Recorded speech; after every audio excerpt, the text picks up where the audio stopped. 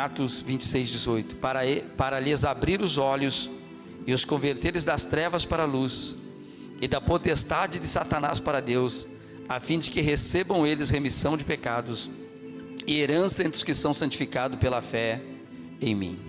Amém? Então Jesus é que abre os nossos olhos, o Espírito Santo é que abre os nossos olhos. Isso não é história da carochinha, porque se você for sincero, eu gosto da sinceridade. Quando eu não cria de fato, eu não cria de fato, e fazia coisas de quem não crê.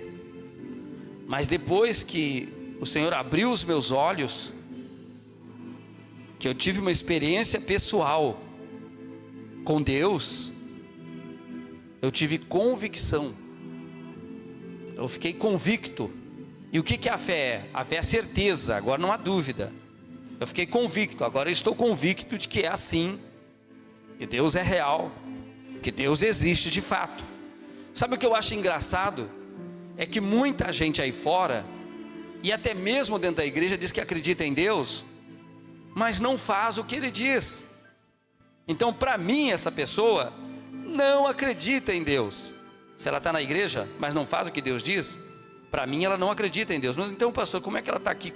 Ela está aqui porque ela é religiosa, ela acredita na religião, ela acredita num Deus da religião, que tendo a religião já está bom para ela, que a religião vai lhe salvar, que ela fazendo um pouco certo, Deus vai ter misericórdia, se é que existe um Deus, porque ela não tem certeza. Porque o dia que ela tiver certeza que existe Deus, ela não vai brincar de ser fiel, ela vai ser fiel. Amém, irmãos? O dia que ela tiver certeza que existe um fogo do inferno, que existe uma eternidade onde a pessoa não sai mais de lá, não volta mais de lá do inferno, quando ela tiver temor de Deus, quando ela entender que Deus é amor, mas Deus é justiça, e que Deus não tem o pecador por inocente, e nem o inocente por culpado, então ela vai se arrepender, porque aí que está o grande mistério. Não importa o quão pecador uma pessoa seja, ela pode ser salva, não pelos seus méritos, mas pela sua fé. Você entende isso? Isso significa que ela crê agora, e agora ela então começa a obedecer a Deus por fé. Ela não vê, mas ela crê. Jesus disse, quando Tomé falou assim, olha, para os discípulos, os discípulos disseram para Tomé assim, Jesus esteve aqui, Ele ressuscitou, esteve aqui no nosso meio. Tomé disse assim, eu não acredito. Ele era apóstolo. Eu não acredito.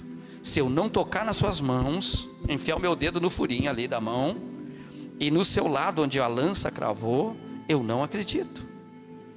Sabe o que Jesus fez? Nunca apareceu para ele? Foi isso?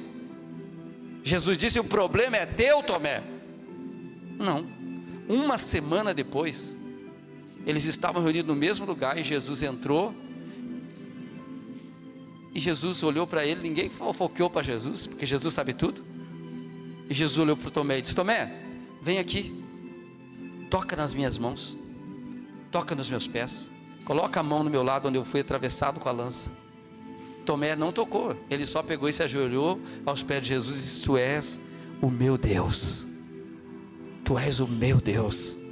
Não adianta você ficar com dúvida, não adianta você tentar servir a Deus com dúvida. A dúvida é do diabo, é do demônio, mas Deus é a certeza. E uma vez que você tem a certeza, agora não fica pedindo sinais, porque aí Jesus se revolta, como ele fazia com os fariseus, e não dava sinal nenhum. Uma vez que você crê, você tem que ser firme na sua fé. Amém? Então é por isso que o poder das trevas estão sobre a vida das pessoas, e elas não têm domínio, elas não têm liberdade para servir a Jesus. Mas você que está aqui, você já foi iluminado. Não venha dizer que o demônio ainda tem algum poder, que ele não tem nenhum poder na sua vida. Diga glória a Deus. Se você foi iluminado, o diabo não tem nenhum poder. A sua carne sim, o espírito está pronto, mas a carne é fraca, e a carne é você que tem que lidar com ela, a carne é você que tem que crucificar ela. Por isso do jejum, por isso da oração, por isso da leitura da Bíblia, por isso estar no culto, por isso estar se esforçando, por isso estar participando das coisas de Deus, para que a carne não gosta disso, até que ela goste, até que ela comece a gostar, até que ela comece a sentir prazer nisso. Amém, irmãos? Lembra quando você sentia prazer no carnaval, sentia prazer nas coisas lá fora, sentia prazer no mundo? Você não tinha prazer na igreja. Como é que a gente vinha na igreja quando a gente não tinha Jesus? Sentava ali, parecia um santo a gente, era assim, eu pelo menos era assim quando ia na igreja. Nós estávamos ali nos expondo a palavra, mas sabia que Jesus acreditava que Jesus, uma vez que ele, se é real tudo o que estão falando, então ele seria uma pessoa maravilhosa, que guardaria a gente até onde a gente ia. Mas não havia conversão, não havia mudança de vida, até o dia em que Jesus se manifesta, até um dia que o Espírito Santo se manifesta, até o dia que Deus diz para você: agora você sabe que eu existo, agora você acredita em mim, até a hora que a graça de Deus vem sobre nós. Acredito que isso é ser diferente de quem nasce já na igreja. Quem nasce na igreja, embora não nascido na igreja, não é nascido de novo, é nascido dentro da religião. Precisa de ter uma experiência pessoal com Deus, mas é diferente, porque esse já nasce praticamente dentro da bênção, ele já nasce vendo tudo, né?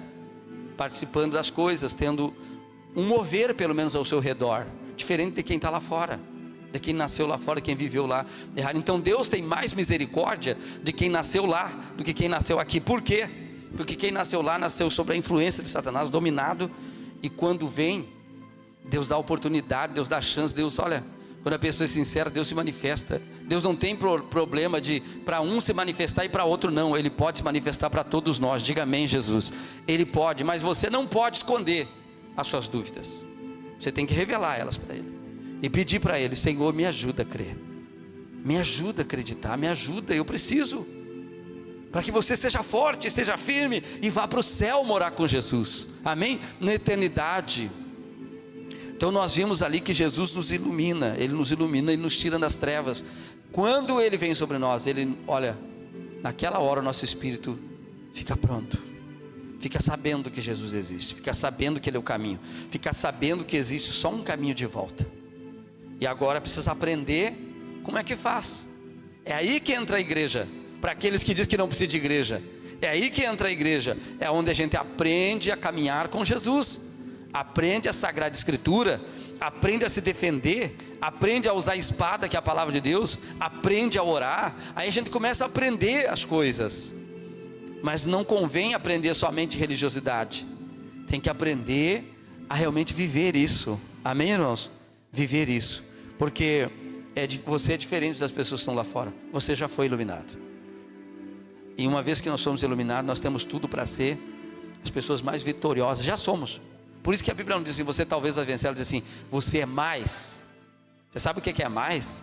Olha, ser um vencedor já não é fácil, mas a Bíblia diz que você não é um vencedor, você é mais.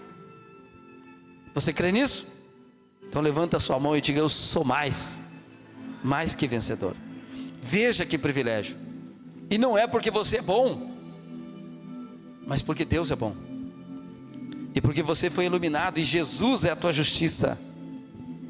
Por isso que eu disse que às vezes um pecador pior do que um outro que se acha santo vai ser salvo, e o que se acha bom não vai ser. Por quê? Porque aquele que se acha bom confia na sua justiça, e nenhum de nós é tão justo que pode se salvar por si mesmo. Mas então, pastor, o que eu tenho que fazer? Crer em Jesus e dar o teu melhor, em fidelidade, em obediência a Deus, honrá-lo, participar do corpo, participar de tudo, ser alguém ativo no corpo de Cristo, amém? Experimente tirar um dedo seu fora do corpo e deixe por uma semana, depois ligue ele no seu corpo de novo, vê se vai dar certo.